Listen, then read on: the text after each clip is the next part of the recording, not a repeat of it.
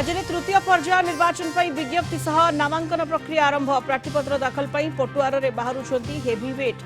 शोभायात्रा रे प्रतिपक्षों को देखाइबे समर्थनर शक्ति।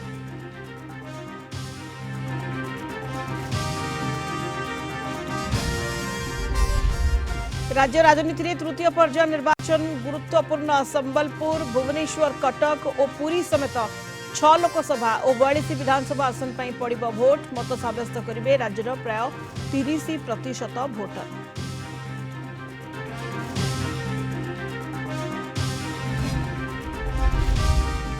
ढेंकानाल कंकड़ाहाड़ ब्लॉक संस्कार पब्लिक स्कूल छात्र छात्री को महुमाछी आक्रमण। गाधोइबाकू आसिथिबा बेले नई कूଳରେ बिंधिले महुमाछी। 30 जन छात्र छात्री आहत, मेडिकल रे भर्ती।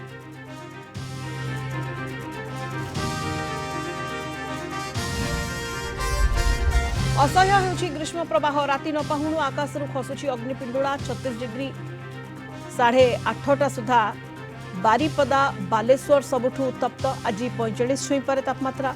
15 जिला को रही रेड वार्निंग।